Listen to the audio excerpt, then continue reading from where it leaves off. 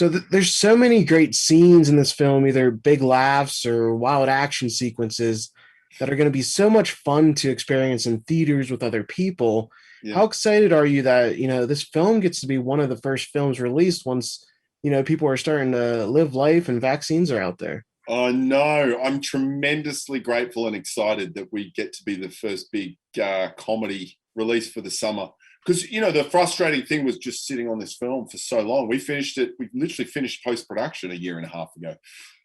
So and then you're watching the world just go into this crazy pandemic space, and it's dour and grim and grey, and like the world just needs a laugh. If anything, I certainly felt that way. So it's exciting, totally exciting to have a big action comedy coming out, because it is. I think, and part of that viewing experience is laughing along with your fellow human beings, which we all need, is that connection, right?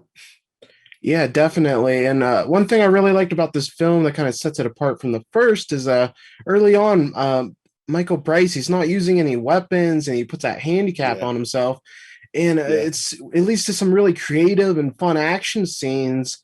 How yeah, fun was it coming up with all those scenes, without using yeah. guns?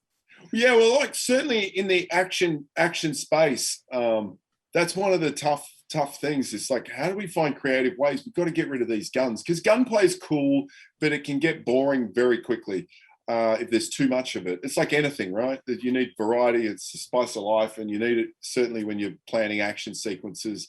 And then so we just felt like if he was on sabbatical, then that puts us into a corner. Let's say he's given up this notion of violence and guns, and he's going to stick to it. And then like that's the fun part. It's like I was saying the same thing to Ryan, which is like, that's my favorite part in the writing process, is when you get stuck in a corner, because that's when you're pushed to find a creative solution, a creative way out. So that really sort of led to some sort of fun dynamic. How would Michael Bryce deal with, and also sort of lends itself to that MacGyvering situation where it's like he's got to take control of the situation, but he doesn't have access to weapons, nor does he want to kill anyone. In the first film, the flashback scenes were some real highlights, and Yeah, they're so funny. And I felt like they were even better here. We get a great yeah. glimpse into Michael's past. How fun is it? Like, we have these like total badass characters, and we get to see their more, their deepest, darkest secrets. How fun is coming up with that? That to me, that's the juice. I love like revealing, it's like the childhood wound that Bryce has kept a secret his entire life is going to come out via a flashback. um, and then it's also it's I think it's fun. It sort of throws the audience around and allows us to just have another like pop of like a little action pop in some of these flashbacks too. But yeah, that's one thing in the franchise, because it wasn't in the original script that we developed, and it was something quite late where I remember I was shooting number one, and I said to Ryan, I was like, you know what, I think I'm going to turn this into a flashback. And then once I turned that into a flashback, because he was like, yeah, that'd be cool. Then I was like, well, what about we turn this, and this, and this into a flashback? And it created this sort of story structure that, well, once you've sort of set that up, then audiences are open to it, just coming in at random moments to help explain things. And I think it also makes it a lot more dynamic viewing experience. So we certainly progressed that further in number two.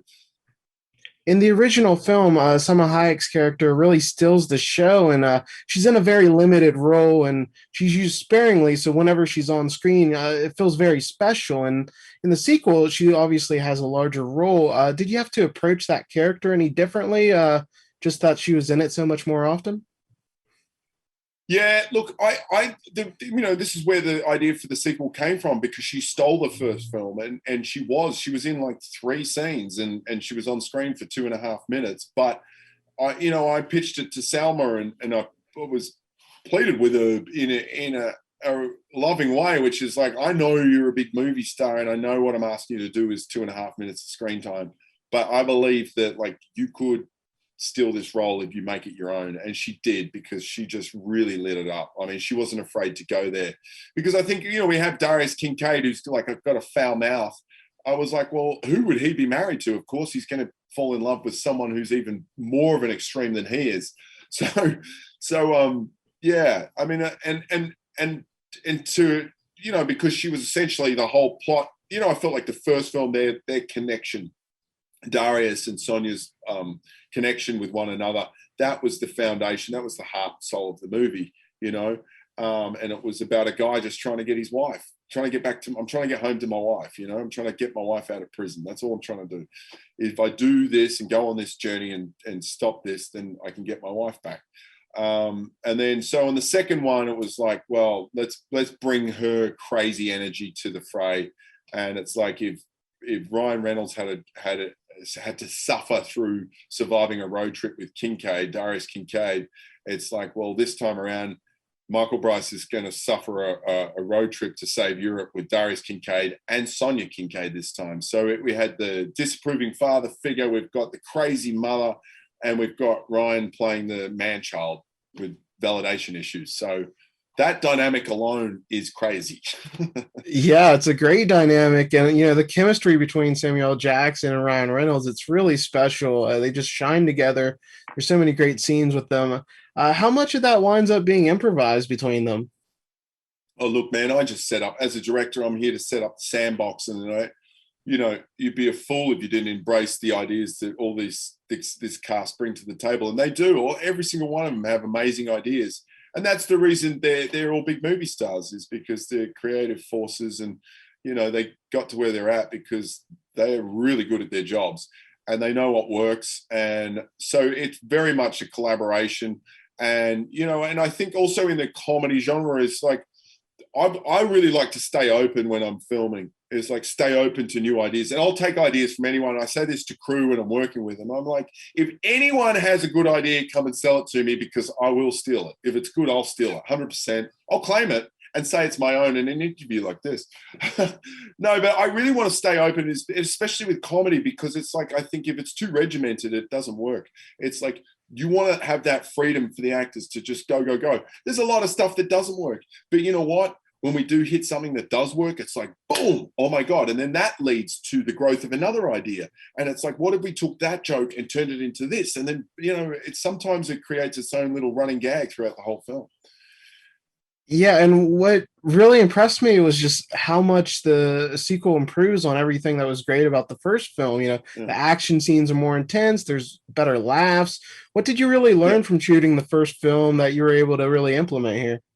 Well, I think because the first film was originally, it was sort of like a more straight action film, and then I came on board and I was like, this has got to be a comedy, and Ryan agreed, and we sort of reworked it. Whereas this time, it's like from the foundation up. You know, we were like, okay, we learned a lot making the first film, and now we get to sort of build it from the ground up this time, knowing exactly what it is and what it should be. You've really found your stride in the action comedy genre, and your next film, The Man from Toronto, is also in that vein. What really appeals to you about blending these two different genres together? I don't know. I mean, I love action. I really do, and I love playing with big toys on set, and I love blowing things up. There's a real sort of, you know, like there's a ton of work that goes into making these stunts possible. And I just sort of like, I'm like a child on set. Like, I'm like a big kid in a candy store. I love all that stuff.